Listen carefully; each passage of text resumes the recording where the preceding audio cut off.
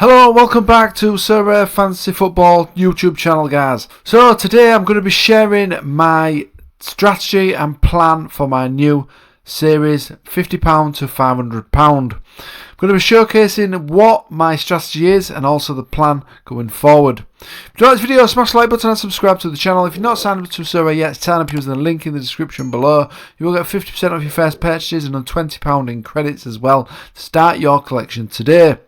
And that is exactly what I'm doing, guys. I'm starting again from scratch.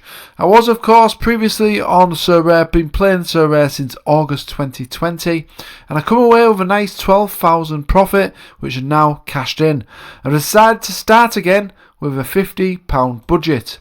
And that is exactly what I've got here. I've also already started buying some players, guys. There was a previous video explaining these purchases, guys. So if you've not seen that, do have a look at that video. So I'm certainly wiped the slate clean, guys, sold my collection, starting again with just £50. I'm going to see if I can work my way up to £500, see how long that takes me in the current market on Sorare Fantasy Football. So you can, of course, follow me along on this channel by subscribing below. So then, guys, as I say, today I'm going to be telling you what my plan is going forward and the reason why I bought these players, what I've got so far. So I'm going to be doing that here today. So, my initial plan, guys, my original plan was to buy a really cheap America team and Asia team.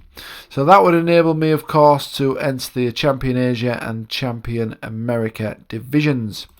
So that is what I've done, essentially, guys. I've got a goalkeeper. I've just filtered this to goalkeepers. I've got a goalkeeper from Japan and a goalkeeper from America. I've also got a mix of defenders from America and Japan as well.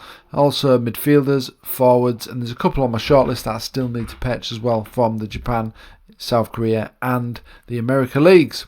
Now, the reason that I focused on these players originally is because obviously Japan will finish shortly, and the South Korean league will finish shortly as well. So their prices are looking really favourable at the minute, really cheap prices.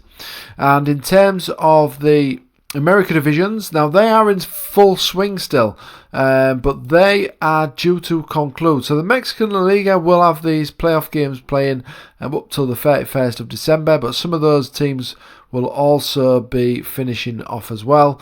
So this is near to conclusion, so I am going to be snapping up some of these players at potentially budget prices.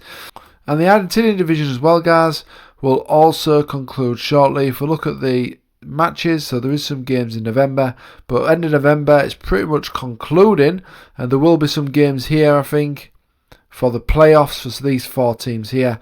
But apart from that, guys, most of the other teams are finished, so again, these are looking cheap. Another reason why I've gone for Argentinian and Mexican players as well, guys, they get a lot of utility from these divisions. So as you can see, there's two divisions in Argentina. So this division plays from the end of Jan to August, and then they have about a 2-week break, and then the Copa de la Liga Professional starts in Argentina from the 17th to the 18th of December. So that's pretty much a full year there of football in the Argentinian division. So that's a full year of utility. The Mexican division is also very similar as well, because they have the Liga Clausura division, which is from the 6th of Jan to the 29th of May, and then they also have another league up starting. So this finishes the end of June, end of May, and then the new one starts on the end of June. So that's only a month break again there, guys, and that is till the end of the year as well. So as you can see, the utility of the players in the Argentinian and Mexican league are fantastic, guys.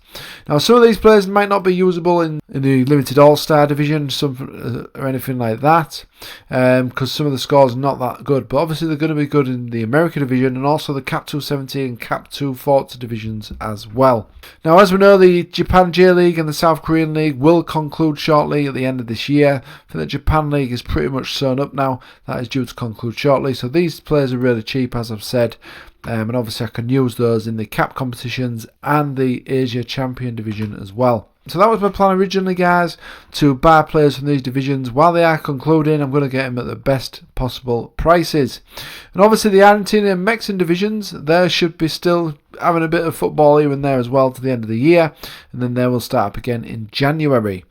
Obviously I'll have to wait a little bit longer for the Japan and Asia players. But that's around end of February that their leagues restart again. But obviously it's the best time to buy them, so I'm probably going to be relying on the America leagues in the short term to try and hopefully get me some thresholds and some other player cards potentially. So I will be focusing my efforts on the Champion America, Champion Asian and the Cap 240. I think the Cap 240 is probably the priority at the moment because obviously you get these points needed, you can get that £4 in threshold money. Now that is really going to start to add up, especially when I've only started with a £50 budget. I'll also probably look to put some players in the Cap 270 competition potentially, as long as it's not in the Super Cap format. I probably will put some into those competitions as well, because there's a slight chance of winning some rares as well, which will be interesting. So that is my focus at the minute. I won't be looking at the second division Europe. I don't really like division, and I won't be looking at the under 23 limited division either, because the players in those divisions are just too expensive. But I will be looking at the Europe divisions potentially when Europe does conclude, and some of those players are a lot cheaper. And I will also potentially look to put some players in the All-Star Limited division as well, when I do have enough players to do that. Okay guys, and then from there I will potentially be buying some cheap rare players.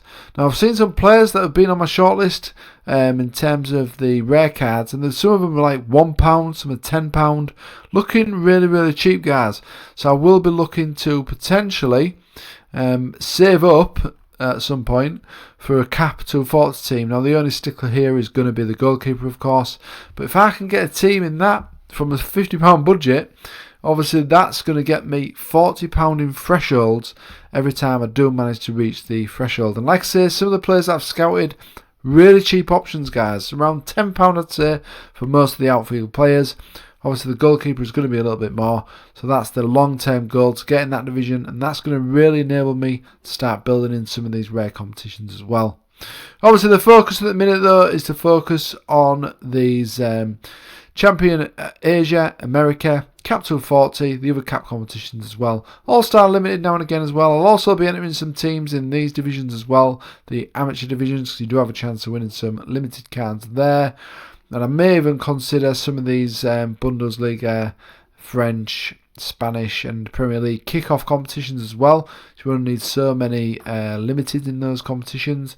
So I'll potentially be looking at that as a starting point to get into the European competitions. And as I say guys, my aim is to try and turn this gallery into £500. We'll see how long that takes me.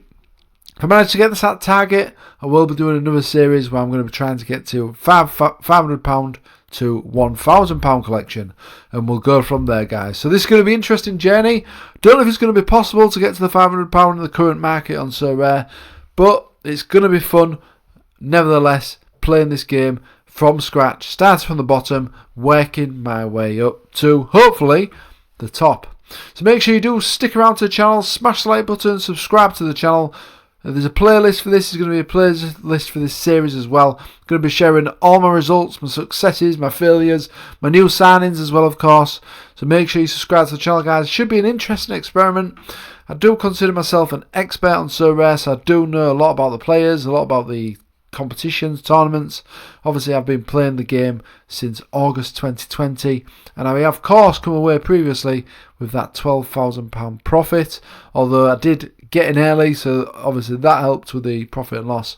But this is going to be an interesting experiment to see if I can be successful, starting from the bottom, see if that is possible on Sorare Fantasy Football. Okay then guys, wish me luck on this journey. I will be sharing some of my first results coming up shortly as well in the coming weeks. Do stick around, subscribe to the channel. Thanks for watching as always, and of course if you want to sign up to Sorare, you can do using the link in the description below. Start your club from scratch, build it up, and hopefully join some of the Goliaths of the game from your initial budget team. Okay guys, thanks for watching. See you again on the next video.